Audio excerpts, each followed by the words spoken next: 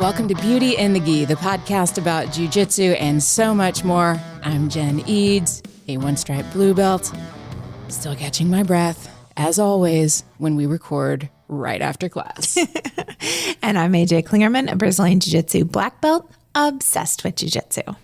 And today we are answering listener questions and topic suggestions. So thanks, friends, for sending those in. I know, we love when you guys do that. And it's given us quite a few questions to answer. We're going to focus on 3 today. Yeah. What's the first question? The first question is, what happens when a training partner breaks your trust? Ooh. Yeah. So kind of the thought process on this is, someone you train with on a regular basis, maybe your main training partner, maybe just somebody that you often roll with or something like that.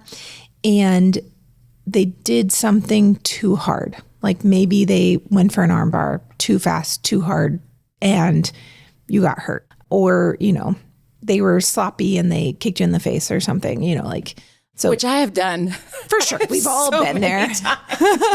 I mean, you're rocking a little bit of a black eye right now from somebody. I don't even know how I got it. So no trust was broken because you don't know who did it. Just my own. Like, maybe I should be a little more aware of what's happening if I'm leaving class with black eyes. I should probably know what happens. You probably know how that happened. Yeah. Yeah. So I think, this can be a lot of different ways. One, it can be and probably should be a conversation. Mm-hmm. So just saying, for example, I had a training partner that was doing these like really fast pop arm bars. It's the best way I can put it. The way to describe it best is basically he was just quickly hand pushing my elbow. Ew. Now, it hurts. It can actually injure, right? Mm-hmm. Like I'm hyperextending it. Yeah. But because it's just this like pop motion, there's no time to tap. Yeah. So it's not really an arm bar that I would tap from. It's just one that I would get hurt from. Yeah. And, he was kind of like, that's the only way I'm kind of getting people, whatever. But you're not, because I'm not able to tap. Right. Mostly you're just kind of making me mad. Right. But so that was a conversation, like, hey, man, like maybe don't do that. Like you're not giving me the opportunity to tap. That's not really much different than like punching me in the face, right? And being like, well, I got you with it, right? Like, yeah. But so it was a conversation, and it was hard for him at first. Mm-hmm. Like it was uncomfortable. He was upset. He was upset because 1, he thought like he was doing something worthwhile, I guess. And 2, because he doesn't want to hurt his training partners. Right. Yeah. But had I not had that conversation with him, he would have continued to do that to multiple people and potentially injured people, potentially taking them off the mat. Mm-hmm. So 1, if you can, have the conversation with them. Like just talk to him. Hey, that arm bar was too fast. Like, I wasn't protecting myself, or, my elbow's already hurt on that side. I asked you not to attack it and you did, and it hurt. So a conversation if you can. If you're not comfortable with a conversation, maybe it's going to your coach and asking them how to have the conversation, or if they would bring it up. Mm-hmm. Sometimes the coach can just bring it up to the class as a whole. Just kind of like, hey guys, be careful when we're doing this, like make sure to respect each other's injuries and like not attack them. I always tell my students, like, first say, hey, stay away from this elbow or whatever, it's injured. But it's really hard while rolling to keep that in mind, left arm, right arm, which one is it? So if they go to attack it, remind them in the middle of the roll. And then the third time I slap bump and I'm like, I'm done with this round. Mm-hmm. So letting people know it's okay to end the round in the middle of the round if somebody is not, obeying your boundaries, basically. Right. Do you have any other thoughts of like what to do if a training partner breaks your trust?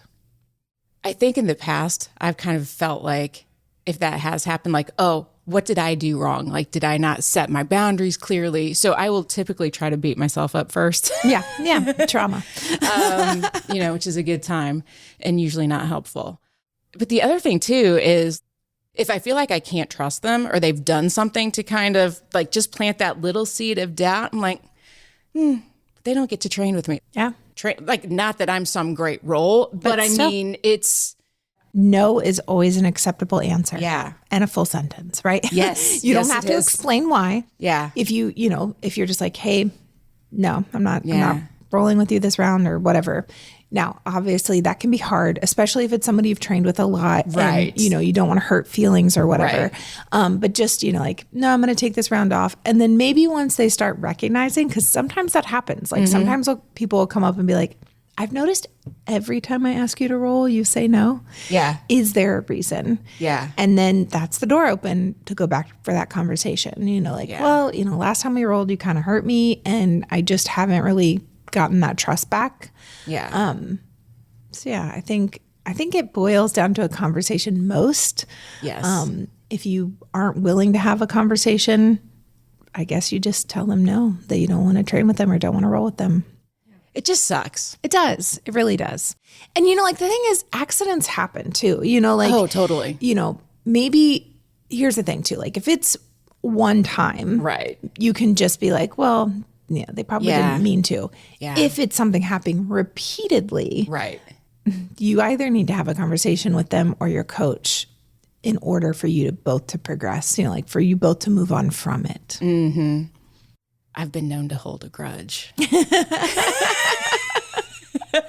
My 9 peacekeeper holds a grudge. I actually think that's a very 9. I don't know any 9s that don't hold a grudge. So they're like, you're disrupting my peace, and so I'm going to hold a grudge. Yes. No, I'm mad at you for that. Exactly. I'm not going to talk to you or tell you why, because I'm going to maintain the peace, but I'm going to continue to hold this grudge for a little bit. Yep, you're just dead to me. Yep.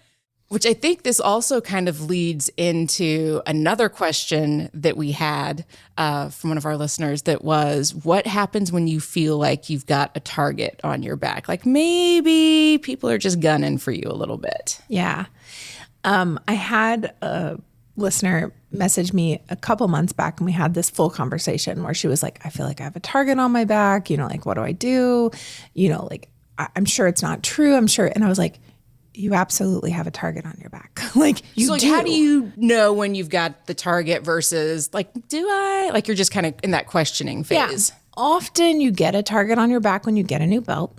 Mm-hmm. Sometimes when you go to a new gym, whether it's cross training or, because I think that was the conversation I was having with her a couple months ago. It was a cross training thing. Yeah. Or if you're just kind of really good, like if you're one of the top dogs in the gym, people are going to come after you. That's just how it is, right? So what I basically told her was, yes, you absolutely have a target on your back. You have to decide how you handle that, okay?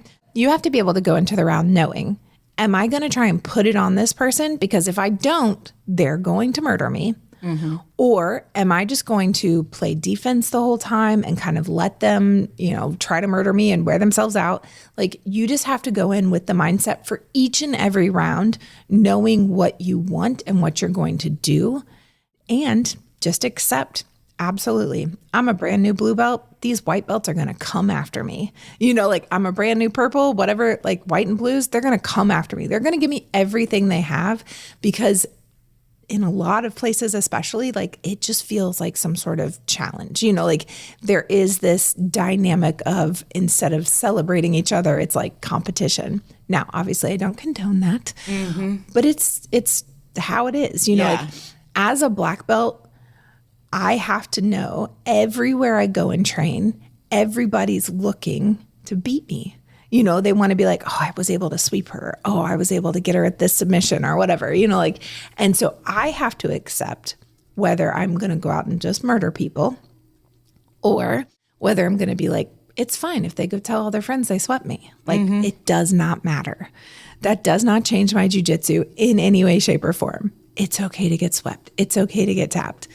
But I have to be able to have that mentality going in, knowing like, if I don't win every round, probably somebody's going to go home and talk about it. It doesn't matter. Yeah. I never feel like I have a target on my back, so. Like, Feel good about it. Yeah, like, nobody cares about beating up the 50-year-old or the 51-year-old.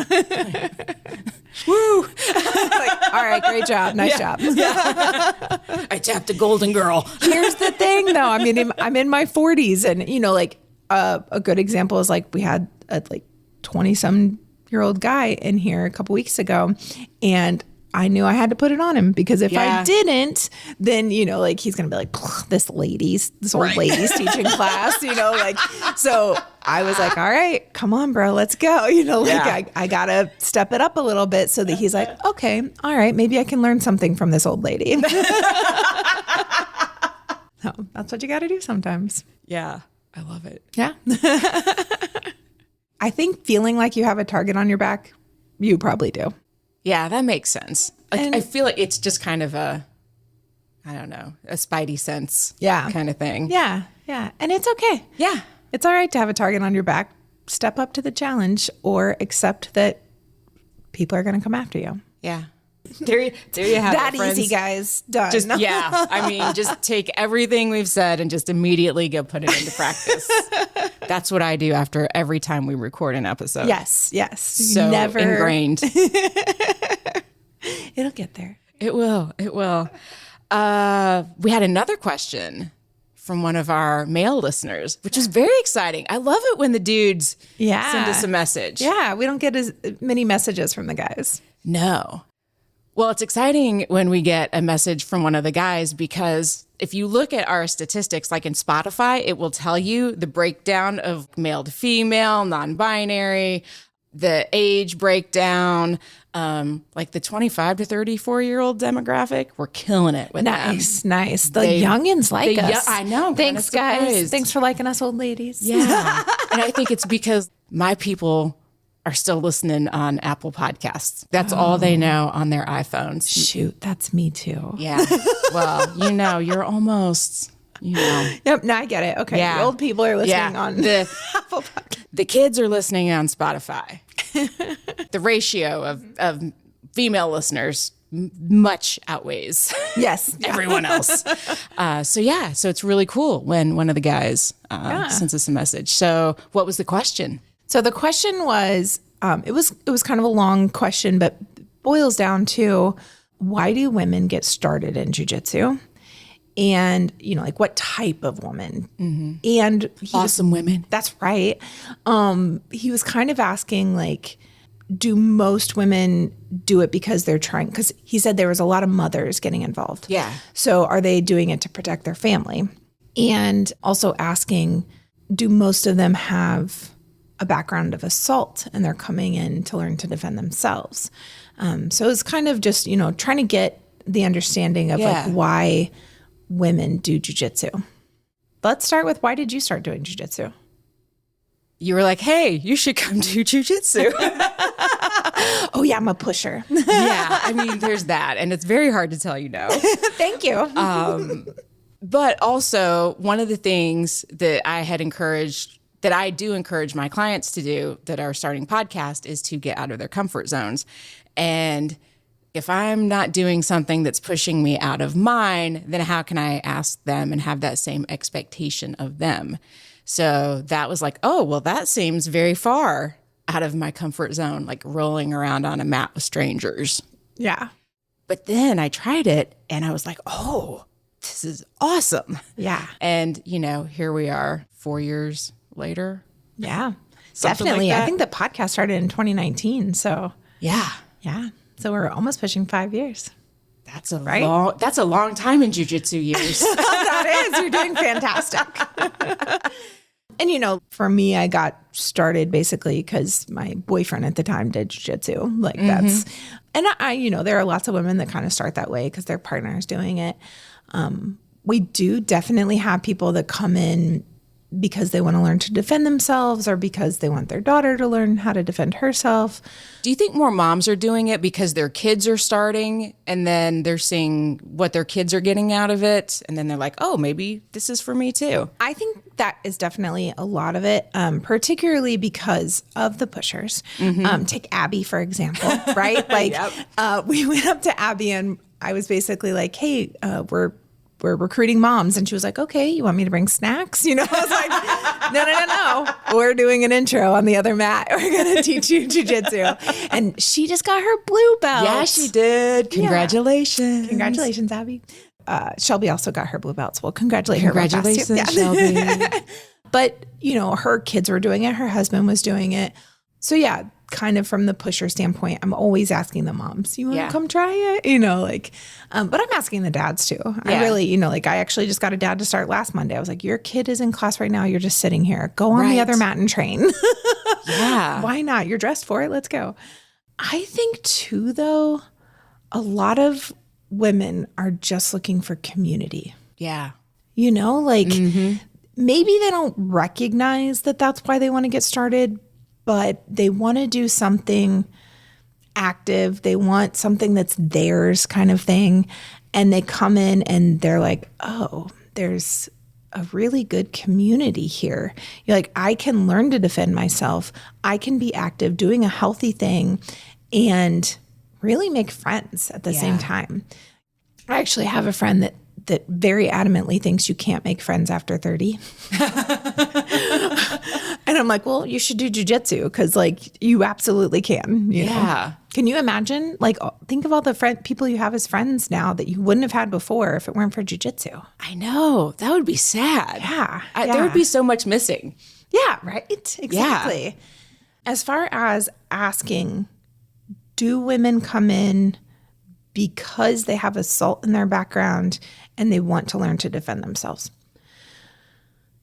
I think that's a hard thing to say yes to, because if they're coming in because they were assaulted, jiu-jitsu can be very hard, right? If that's the order of progression, I got assaulted, I want to do jiu-jitsu and learn how to defend myself, which is super valid. Sometimes that's really hard to get through. The positions we're in, all of that can be very difficult. With that said, I don't know the statistics, but I can tell you a fair amount of the women that do jiu-jitsu have been assaulted. That may not be the reason they started jiu-jitsu, but it is still in their past. Yeah. So I think being able to kind of protect them in various ways, if you start to notice you have them, or, you put them, they have guard, they're on their back, you're, on your knees and you're trying to do things and you notice they start to panic, back away, ease up on them, whatever, if you're on top of them and you're smashing them, your people, sometimes, especially the new guys, will hold the hands down above the head or something like that. If you start to notice the panic, back away, because so many women that do jiu-jitsu have had some sort of issue in the past. Just try to be kind and aware. Yeah. Understanding, that's, I know, easier said than done sometimes because you're just in the moment and you're also thinking about surviving and everything. Yeah. But if you notice them getting triggered, just try to back off a little bit. All right. That's good advice. We would love to hear why you started jiu-jitsu. Yes. And if that's the same reason you're doing it now. Did you start for something, but you stayed for something else? Oh, why did you stay? So, part of me stayed still just because that's what we were doing, I started jiu-jitsu in 99. We opened a gym in 2000. Yeah. There was always going to be a bit of me staying. Right. My life was surrounded by it. But why I got obsessed with it was absolutely community. And from there, it was the empowerment. Yeah. I no longer cared what my body looked like as much because I knew what it could do. Same. It's just so empowering. Yeah. And, I hear lots of people say stuff like, why would I be nervous about this thing when I got smashed in class earlier today? Right. So you just kind of have that mentality of if I can take that, I can take this in the outside world. Yeah. I'm going to go get a mammogram later. I feel like this was just a warm up. Exactly. They get smashed every day. Right, exactly. Thanks, jiu-jitsu. The benefits you don't even realize. Exactly. It's what keeps me coming back. Absolutely. And a podcast, because you can't really podcast about what you don't do. I mean, I guess you could, but what fun would that be? Exactly. It would just feel like a lie. Yeah. Every conversation would just be me going, when are you coming back to jiu-jitsu? Yeah. When are you going to do jiu-jitsu again? You coming in for class? That would be every podcast. Yeah, they would be very short episodes. Yeah. So for all of our friends that are listening in Spotify, or if maybe you've been listening in Apple, but you're like, well, all the cool kids are listening in Spotify, we can ask questions in Spotify. When you open up the episode, you'll see the question there. So I am going to put the question in. What did we say the question was? Why you started jiu-jitsu, and is that still the reason you're doing it? That is the question. So go to Spotify, answer the question, let us know. We want to hear from you. And you can hang out with us on Instagram at Beauty in the Gi Podcast, or you can find me there at Brassy Broad Jen. And I'm AJ Klingerman everywhere you go, except TikTok, where I'm role model.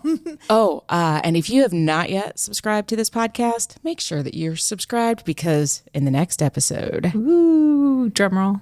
Emily Kwok. Yay! I'm so excited. So am I.